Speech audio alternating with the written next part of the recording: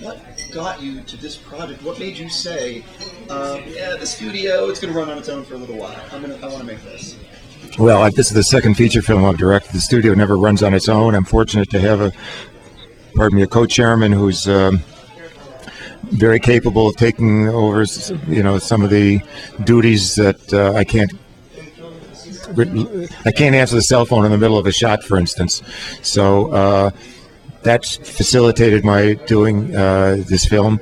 But the reason I embraced the idea so profoundly and committed to it is because it's from a very famous science fiction film that I read when I was 15 years old, and it's always stuck with me. And Michael Phillips, who is the producer, he was the producer of Close Encounters of the Third Kind and Taxi Driver, among other films, came into our office like 13 years ago or something like that he had just, with the announcement that he had just bought the rights to this short story.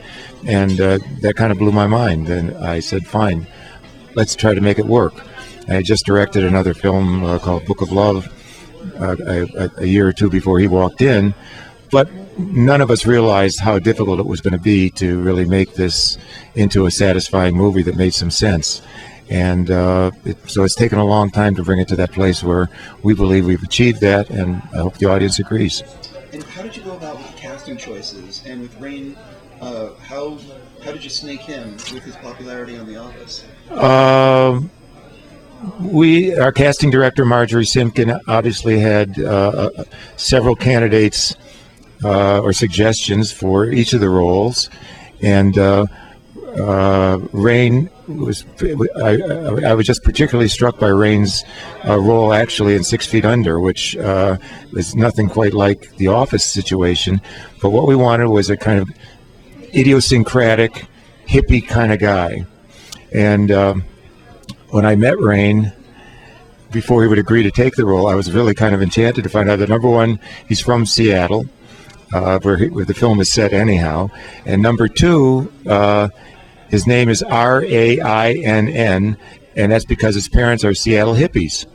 So I figured this guy's got, not only is he playing a role that's idiosyncratic in The Office, but he probably comes from an idiosyncratic background altogether, and he really got the idea. He was able to meld the emotionality and wonder that the character is supposed to demonstrate, along with the kind of edginess that he has on The Office. He really pulled it off fantastically.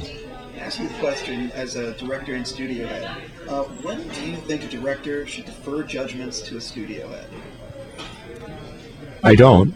Even though we very rarely get final cut, all I'm asking for is collaboration. And usually the most we've ever done as a studio head with directors who have a different point of view, we've never taken over a film. But I've asked to at least have the version of the film that we promote be tested in front of an audience, or at least be looked at by the director. But I think that filmmaking, all in all, is a very collaborative process, and the director who doesn't listen to everybody, whether it's a PA or a grip on the set, or to the distribution company that's putting up tens of millions of dollars for his to sponsor his passion and his dream, is overly arrogant. I'm totally against the auteur theory. I'm more about the keep your mind open theory, and then you make your decision based on what you've heard. During production, how did you balance your day job and your job as the director? Well, as I mentioned, there is a co-chairman who's doing. He didn't take over my job because I spend more of my time in Los Angeles, and he spends almost all of his time in New York. But we've just worked out a system. I got a pouch every day in Vancouver, and when you're doing something you love, it's amazing the amount of energy that you can summon up, and it's also amazing the amount of time that you have that most of us waste all day. And I just sort of started being much more efficient with my time allocation. I went through my mail at night, did telephone calls first thing in the morning before the call to the set, and then when they were making the movie, just focused on that. It was actually quite fun. Have your experiences as a director affected how you perceive your role as head of New Line and the way you interact with directors that work with you? Yeah, it definitely has enhanced my perception of how I should be operating. And I have, I think, a better understanding of the jobs and responsibilities that a director has to assume, and what he has to deliver. I, I did, with certain immodesty, will admit to you, bring the picture in under budget and under schedule. And so you impressed yourself. Yeah, right. I'd work for me again anytime. You got Roger Waters to do a song for the soundtrack, and it sounds like it's not that big of a deal, but it is. Oh, I think it's a huge deal. I'm being very sincere. It's very significant. Not only that, where do you hear the sound? The music. First of all, Howard Shore did the score. Who did the score for Lord of the Rings and for Seven, and I mean, he's a pretty good guy. Won 3 Academy Awards for the Lord of the Rings score. But how it's another one of those weird, maybe foretelling synchronicities. When I asked Rainn what he wanted to wear, because I like to have the actors feel comfortable and pick out their own wardrobe unless there's something that's very specific to the movie. He said, well, you know, I'm kind of a hippie guy, and if you can get me a Pink Floyd T-shirt. So he said, yeah, we sent him to the costume department. They got him a Dark Side of the Moon T-shirt, and he wears it in one of the classes when he's teaching in the movie. And then 2 months later, I was at a cocktail party in Long Island, and Roger was introduced to me, and we started talking, and he's a very mellow guy. We hit it off. And we had a couple of dinner parties at my house, and then run into him again, and actually introduced him to Tim Hutton, who was staying with us for a little while. And then he said, because of the friendship that was developing, he said, I'm having a great concert. He didn't say great, it was great. He said, I'm having a concert in New York. Would you guys like to come?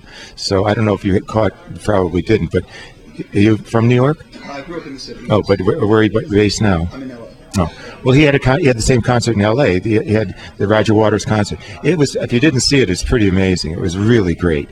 So I went to the concert without any. I was actually trying to get somebody else to do the title song for us, and I walked out said to Tim, "My God, man, this guy would be so fantastic to do the title song for my movie."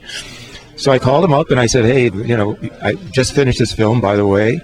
This is not a set-up job I'm trying to lure you into, but I think it's going to be right up your alley. And would you like to come and see it?" So he came over to our house with his girlfriend, showed him the movie, and it wasn't finished. It was just in a kind of a cut. And he said, thought it wasn't. And then I called him up the next day. I said, "What do you think?" He says, "Yeah, sure, I'll do it." And then he went on to this process. And the song is really, really good. And it's only the second time he's ever done a soundtrack for a movie. Ironically, too, the other song he did was a film that New Line distributed. So, but it's the perfect tone, and it's called "Hello, I Love You." And it's kind of a riff on the wall. It's instead of "Is there anybody out there?" it's one of the chorus lines, "Is there anybody in there?" And how and about the future and the past, just like the last Mimzy. So it's really great. And as a studio head, what are you most excited about? I don't want to put have you praise one of your films for this year, but what's the 1 or 2 films that you think that the audience is really going to, come to besides your own? Yeah, okay. No. Yeah, okay. We've got 3 films I'm quite excited about. Golden Compass that Chris Weiss has directed is the big deal. That's coming out in December. Rush Hour 3 had a fantastic script, the funniest of all the Rush Hours. Jackie and Chris are remarkably funny. Brett Ratner is doing his typical very good job. He's got a great sense of humor. And what do you think, speaking of Rush Hour 3 for a second, Chris Tucker comes across as someone who should be even bigger than he is. He seems so almost against being a movie star. He's so selective with his films. How do you get him? How is it that he's in? Well, he's almost I think, if not every film that he's ever been in, almost every film that he's been in has been a New Line film. He got paid a lot of money. So that was, I think he just ran out of fuel.